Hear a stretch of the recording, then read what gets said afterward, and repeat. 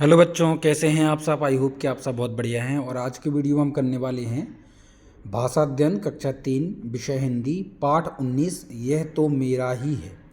यह एक नाटकीय रूपांतरण है, इसको आप ज़रूर पढ़ें, इससे आपको सीख भी मिलेगी और एक मनोरंजक कहानी के तौर पे भी इसको आप देख सकते हैं। इससे पहले के लेसन मैंने कंप्लीट करवा दिए हैं, अगर आपने नहीं देखे तो डिस्क्रिप्शन में लिंक मिल जाएगी प्ले लिस्ट की, तो वहाँ से जाकर आप इसको चेकआउट कर सकते हैं। आइए शुरू करते हैं। टेलीग्राम चैनल की लिंक डिस्क्रिप्शन में दी गई है, वहाँ पर मैं इसकी पीडीएफ प्रोवाइड करा दूंगा आपको। चलिए शुरू करते हैं। यह तो मेरा ही है। देखिए इसमें पात्र परिचय दिए गए हैं, ठीक है। एक कठपुतली नाट्य रूपांतरण है। कठपुतली का जो खेल होता था वो है पुराने समय में, यदि आप लोगों ने नहीं देखा है तो आप मोबाइल में या फिर शिक्षक के मार्गदर्शन में आप इसको देख सकते हैं। बहुत ही मनोरंजक होता था, रोमांचक होता था। हम इसके भाषा अध्ययन क्वेश्चन आंसर को सॉल्व करेंगे जो भी है अभ्यास में।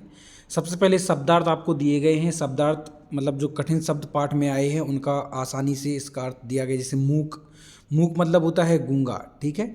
तो इसको आप इसको भी लिखना है फेयर कॉपी में, ठीक है।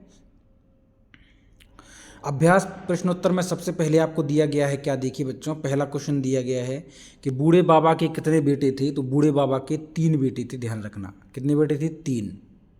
नेक्स्ट क्वेश्चन है बूढ़े बाबा के पास कितने घोड़े थे। तो बूढ़े बाबा के पास 7 घोड़े थे, जो बूढ़े बाबा ने तीनों को बांटने के लिए कहा था इस कहानी में। तीनों भाइयों को घोड़े किस प्रकार बांटने थे, क्या भी उन्हें बांट पाए। तो इसका आंसर मैंने यहाँ पर लिखा है, आप देख सकते हैं।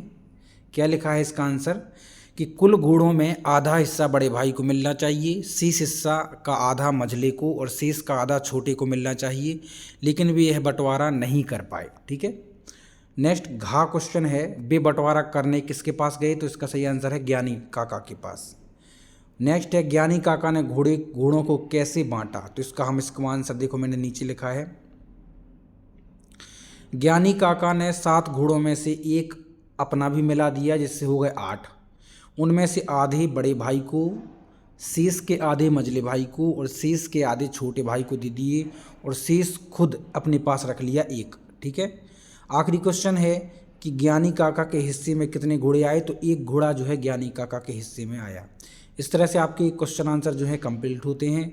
इसके बाद दिया गया है आपको खाली स्थान भरिए। खाली स्थान में पहला है का कठपुतली का खेल निराला, सबको बहुत हंसाने वाला, ठीक है। बेटों तुम अपना सब आपस में प्रेम से रहना। बच्चों इन मूक प्राणियों को अच्छी तरह से ध्यान रखना। मूक प्राणी मतलब गूंगे प्राणी जो घोड़े थे। बड़े भैया का है ये विचार, घोड़े बांट लें बाबा की इच्छा अनुसार। ना काटना ना पीटना, अकल से जीतना। अब तो हो संतुष्ट, मिल गए घोड़े हष्टपुष्ट। इस तरह से आप इनको कंप्लीट कर सकते हैं खाली स्थान। अब आ जाते हैं हम भाषा अध्ययन में। तो भाषा अध्ययन में कहा गया है कि इस पाठ में बहुत ही चटपटे संवाद हैं। संवाद मतलब बातचीत।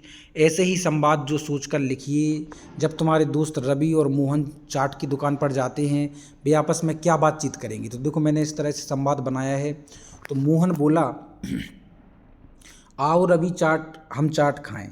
तो रवि बोला चाट मुझे बहुत पसंद है। मोहन गर्मा गर्म चाट का मज़ा ही कुछ और है। तो रवि बोला मैं साथ में पानी पूरी भी खाऊंगा। तो मोहन बोला पानी पूरी का पानी बहुत स्वादिष्ट है।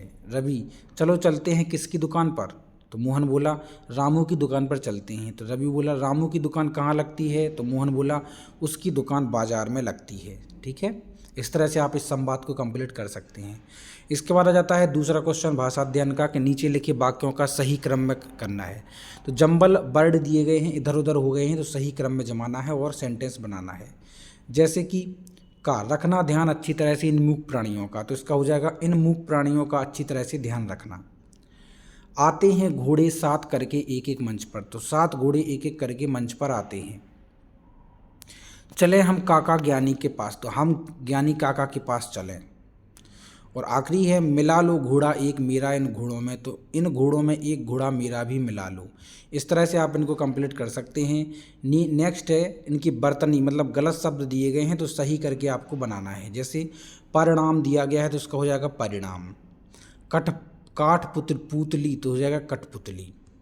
दर्शक तो हो जाएगा दर्शक। नमस्कार तो हो जाएगा नमस्कार। प्राणियों तो हो जाएगा प्राणियों।